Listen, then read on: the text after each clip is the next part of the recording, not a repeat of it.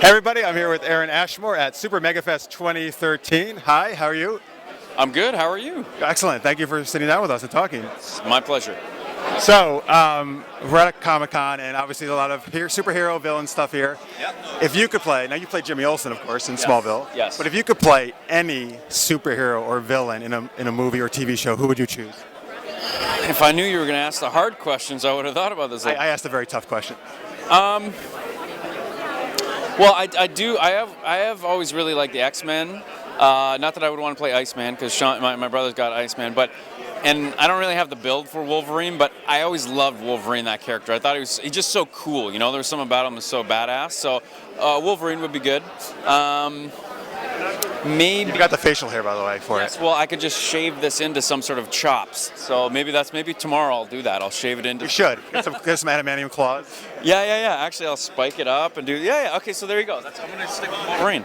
Excellent. Good choice. I've got the facial hair. I'm almost there. Right. We sold it. Yeah. So once Hugh Jackman stops doing it, it's all you. I'm just gonna step right in, and I'm gonna step right in. I think he should retire from that role. Okay, I'm ready for it. All right, come on, Jackman. You've done it enough. Let's let Aaron do it. Just kidding. Yeah, we love you. So, all right. So as I said, you played Jimmy Olson in Smallville. Which is one of my favorite shows. And your brother plays Iceman, as you mentioned, in XMen. Yes. Now, what if Jimmy Olson and Bobby Drake were to meet up and hang out? What would happen?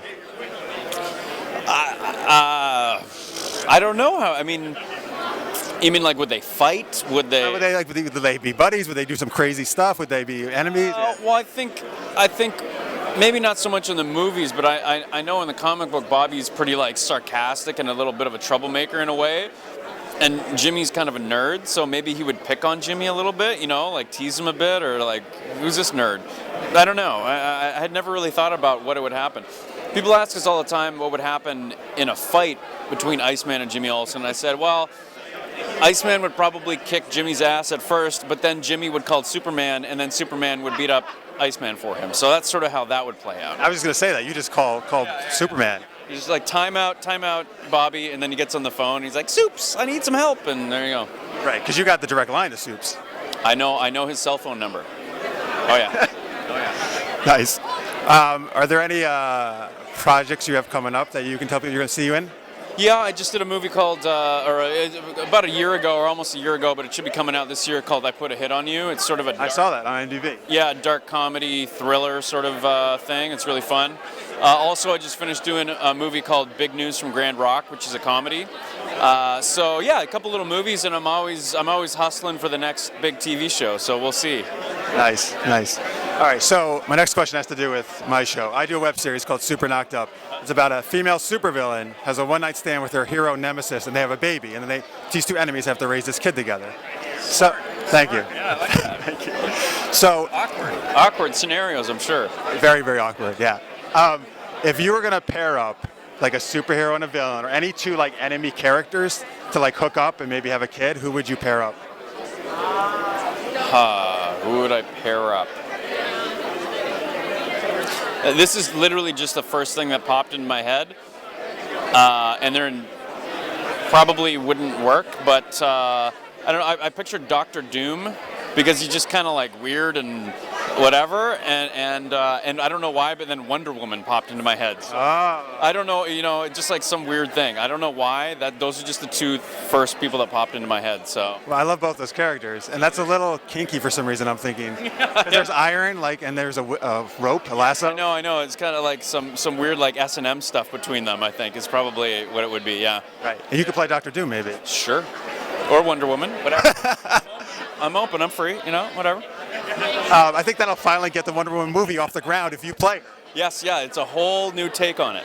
Yeah. Absolutely. Yeah. So I read on IMDb, it says on there, rumored that you're reprising your character for Veronica Mars. Can you say anything about that?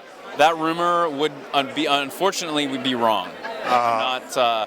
I know people have been asking me since the Kickstarter happened, especially at cons and stuff, and I said, at that point before the movie had made, I was like, I don't know, but put it out there to Rob Thomas, the creator of the show, on Twitter, tell him that you want to see me, blah, blah, blah. And I saw a lot of people put that out there, but it didn't happen. So I think there's so many characters in that show that they had to pick some. And to be honest with you, Troy sort of left, so I don't know what his reason would be to be in the movie. So I get it, but I'm still hoping if there's a sequel to the movie, maybe I'll make a little appearance. Or maybe Rob's waiting for a spin-off movie just starring Troy. Yes. Let's kickstart that. Let's see if we can make $5 million for that. Right. Get going, guys. Maybe we get $50 for that. Maybe on Kickstarter. We'll see. Right. That'll cover, I don't know, coffee or something. Yes. Yeah. If that. Yeah. So, very serious question now. Okay. How many times do you estimate in Smallville Tom Welling took his shirt off? Not that much when I was around, to be honest with you. I don't really remember him being shirtless all that much. Justin Hartley, on the other hand, I remember being shirtless quite a bit in those seasons. So I think maybe Justin came on the show, and then Tom was like, "I've been taking my shirt off for years." They're like, "Oh, you're right, Justin, it's your turn." Justin's like, all right. So that's how I remember it. I'm sure that Tom, over the 10 seasons, probably took his shirt off more, but in the seasons that I was around, I think it was more of a Justin Hartley shirtless time period for Smallville. Gotcha. I'm trying to remember because I've seen all the episodes. Did you ever have to take your shirt off? You know what? This is a hilarious story. So, something about the CW, unless you're a bad guy, but even still, you're not allowed to have facial hair, or like, you know what I mean? Like everybody on Smallville was like clean shaven. And that's a CW like rule, kind of. Like well, I don't know if CW, but definitely for Smallville, like that was sort of what they were going for. Now, I'm a guy. I was 20 some odd years old. I had a hairy chest, and they're like, there's a scene where it's like, I was supposed to wake up at Chloe's thing, and it's like I was gonna be, whatever, and they said, so you're gonna have to deal with that. And I was like, what do you mean? They're like, oh, you're gonna have to wax it. And I was like, okay. Why? And they're like, oh, you can't have chest hair on CW, whatever. I was like, oh, okay. So they set me up with an appointment somewhere to get my chest waxed, like on a Friday or Saturday, and then we were going to shoot the scene on Monday. Well, believe it or not, it's incredibly painful, and also it's like traumatizing to your body. You got big patches of hair. Well, have you seen 40-Year-Old Virgin? That like where he waxed? Yeah, and he's bleeding. Like I was bleeding and stuff. So when it came to set on Monday, it was just like red and irritated and all stuff. And I was like, guys, like this is not gonna work. And they're like, oh no, we can't put you on camera like that. And I was like, well, what the hell? So basically, I had it waxed for nothing because they're just like, we can't use that. It's like it's too red and irritated or whatever. I was like, so we didn't do that after that. I was like, there's no friggin' way I'm gonna go have my chest waxed again for this stupid thing. So. That's horrible, though. You went through all that pain. Yeah, exactly. That's my Smallville shirtless story. It didn't happen because they tortured me beforehand, and it didn't work.